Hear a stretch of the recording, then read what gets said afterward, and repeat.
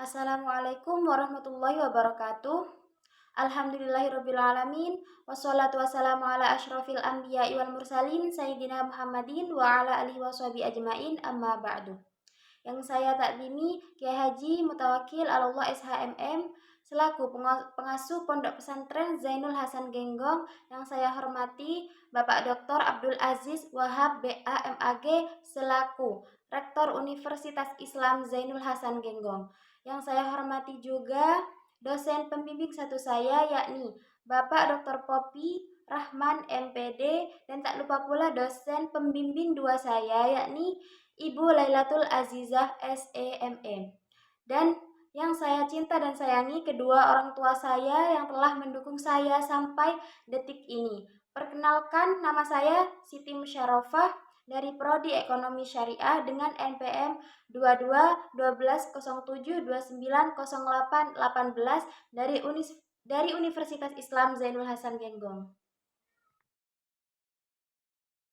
Baik, di sini saya akan mempresentasikan proposal skripsi saya dengan judul Strategi Bertahan Hidup sebagai Upaya Meningkatkan Perekonomian Keluarga dalam Tinjauan Makosyid Syariah pada Masyarakat TPA Sboro, Krajangan Probolinggo. Alasan saya memilih judul ini adalah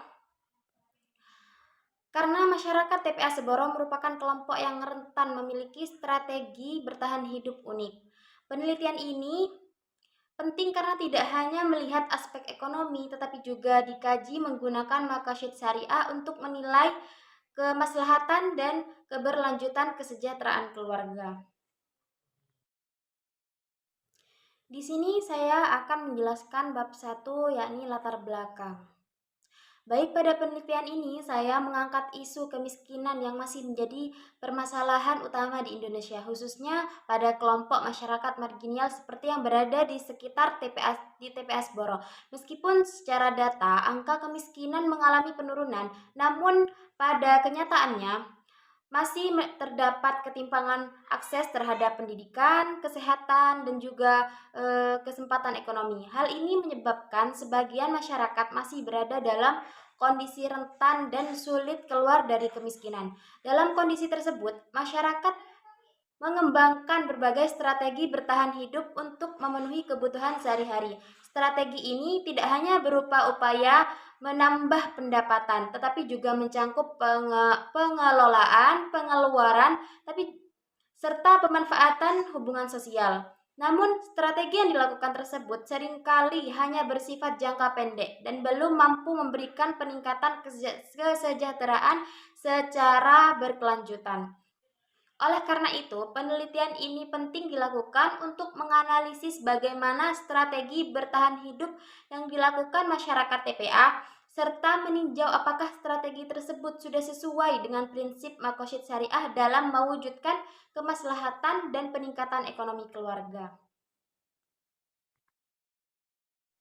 Dan di sini ada 3 rumusan masalah yang ada dalam penelitian ini.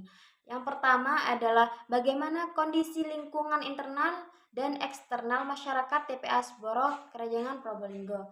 Yang kedua, apa yang menjadi faktor pendorong dan penghambat konsep strategi bertahan hidup untuk meningkatkan perekonomian keluarga masyarakat TPA Sboro, Krajangan Probolinggo.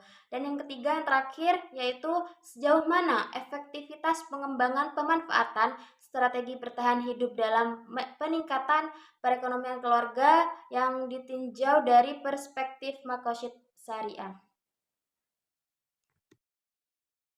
Dan pada bab 2 ini kita akan membahas kajian teori, yang mana pada kajian teori penelitian ini menggunakan 3 konsep utama, yaitu strategi bertahan hidup, yang kedua perekonomian keluarga dalam perspektif Islam, serta maqasid syariah. Memasuki poin utama, yaitu strategi bertahan hidup merupakan upaya yang dilakukan rumah tangga dalam menghadapi keterbatasan ekonomi untuk memenuhi kebutuhan hidup. Strategi ini terdiri dari strategi aktif, pasif, dan juga jaringan yang biasanya dilakukan secara bersamaan oleh masyarakat.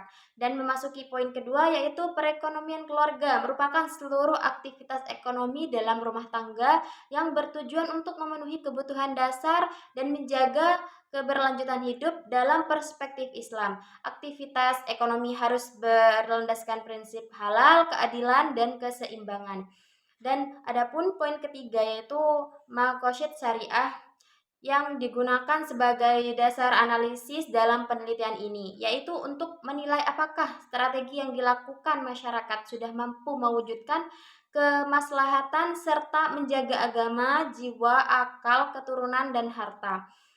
Dengan demikian, ketiga konsep ini saling berkaitan dalam menganalisis bagaimana strategi bertahan hidup masyarakat dapat berkontribusi terhadap peningkatan perekonomian keluarga secara berkelanjutan. Pada bagian ini, saya menambahkan landasan Al-Quran sebagai dasar normatif dalam penelitian. Dalam Islam, bekerja dan berikhtiar untuk memenuhi kebutuhan hidup merupakan suatu perintah. Sebagaimana dalam Quran Surah Al-Jumu'ah ayat 10. Hal ini menunjukkan bahwa strategi bertahan hidup yang dilakukan masyarakat tidak hanya bersifat ekonomi, tetapi juga merupakan bentuk ikhtiar dalam menjaga keberlangsungan hidup keluarga. Selain itu, aktivitas tersebut juga dapat dianalisis menggunakan perspektif maqasid syariah, khususnya dalam menjaga jiwa, hif'an nafs, dan menjaga harta, hif'al-mal. Dan pada bab 3, saya akan menjelaskan mengenai metode penelitian yang digunakan dalam penelitian ini. Yang pertama ada pendekatan dan jenis penelitian. Penelitian ini menggunakan metode kualitatif dengan pendekatan deskriptif. Metode ini dipilih karena bertujuan untuk memahami secara mendalam kondisi sosial dan ekonomi masyarakat, khususnya terkait strategi bertahan hidup di sekitar TPS Boro. Dan yang kedua ada kehadiran peneliti. Dalam penelitian kualitatif, peneliti berperan sebagai instrumen utama. Peneliti terlibat langsung di lapangan melalui observasi dan wawancara selama kurang lebih 3 bulan, yaitu dari April hingga Juni. Dan sekarang ada lokasi dan waktu. Penelitian ini dilakukan di sekitar TPS Boro karena masyarakat di wilayah tersebut memiliki aktivitas ekonomi yang berkaitan langsung dengan keberadaan TPA. Dan sumber data dalam penelitian ini terdiri dari data primer dan data sekunder. Data primer diperoleh langsung dari masyarakat sekitar TPA melalui observasi dan wawancara, sedangkan data sekunder diperoleh dari buku, jurnal, serta data instansi terkait. Dan adapun teknik pengumpulan data yang digunakan meliputi observasi, wawancara resmi terstruktur, dan dokumentasi untuk memperoleh data yang mendalam serta relevan dengan fokus penelitian. Teknik analisis data. Analisis data dilakukan secara induktif menggunakan model interaktif, yaitu melalui tahap pengumpulan data, reduksi data, penyajian data, dan penarikan kesimpulan. Adapun tahapan penelitian meliputi tahap pralapangan, tahap pekerjaan lapangan, tahap analisis data, dan tahap penyusunan laporan. Dan yang terakhir ada keabsahan data. Untuk menjaga keabsahan data, peneliti melakukan uji credibility, transferability, dependability, dan confirmability, serta melakukan triangulasi data. Dan mungkin hanya itu yang bisa saya presentasikan mengenai proposal skripsi saya. Kurang dan lebihnya saya mohon maaf. Akhirul kalam. Wassalamualaikum warahmatullahi wabarakatuh.